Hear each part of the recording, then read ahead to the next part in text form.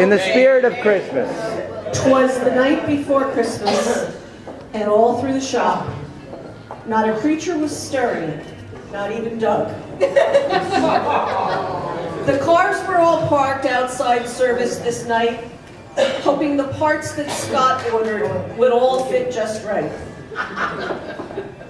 With Carmine dreaming of Porsches, and Ann dreaming of new shoes, Raphael and the crew were all taking a snooze.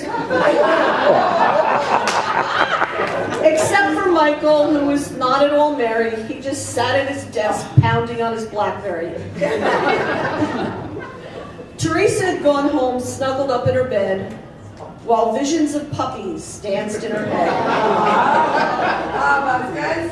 Jay was coaching Lou and Derek on how to dodge a ball, but Annie was having a fit over the marks they left on the wall. Ernie was having a meltdown because his computer was on the fritz, so he stomped out the door to go and get himself blitzed. Megan was dreaming that she would finally win a bid. She was hoping for some quotes and some answers from Sid. When out in the lot there arose such a clatter, Erin sprang from her desk to see what was the matter. Away to the bay door, Greg flew like a flash, but a groundhog blocked his way and he jumped into the engine compartment of the nearest car. The moon gave Shrewsbury Avenue the eeriest glow. A white Christmas was brewing. It was starting to snow. When what to my wondering eyes should appear but a rusty old Dodge snowplow pulled by two Mitsubishis and a Hino. With a bespectacled driver lacking a grin, I knew in a moment it had to be Jim. I need help, I need techs, this isn't a game. And he whistled and shouted and called them by name. Hey, Kelly and Durant, get Mike and John. Ask Alan for help, we've got to get going. It's snowing like crazy, we'll have to plow. Let's get this thing running, hurry up now. So Noelle and her computer with a $sign grin said we must have a repair order before we begin. And then in a twinkling I heard in the street the pounding and stamping of some hurried feet. As I put on my coat and was turning around, John Davies came running through the shop with a bound. He was shaking his head. He looked really peeved, as usual. He yelled, "Don't make them work. It's Christmas Eve." Then John came in with a staggering walk. He grunted and groaned. He could barely talk. His eyes, how they sparkled. He grinned like an ape. His nose was quite rosy from too much of the grape. "Don't you remember," he said with a bow, "we took out a loan to buy a new plow. We charged it to advertising so the managers wouldn't yell. I've got it right outside and it's even got a bell. But Eileen has the title and we're under some pressure.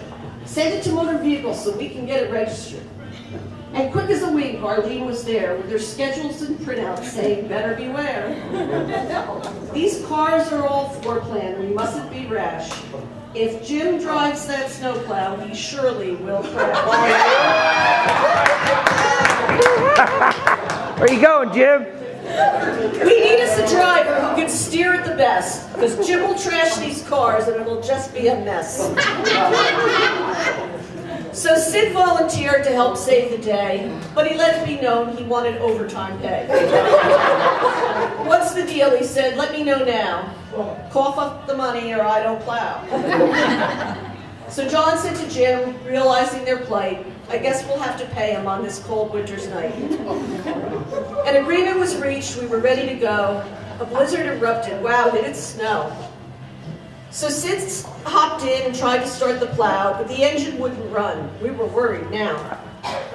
So Frank and Mike fixed it real fast, because to no one's surprise, it was just out of gas.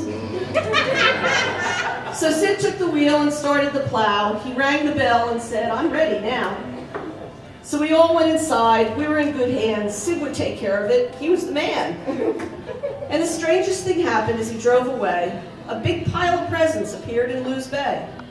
We tried to stop him before he was gone. We all wanted to know what was going on. But he laughed and he shouted as he drove out of sight, "Merry Christmas to all, and to all a good night."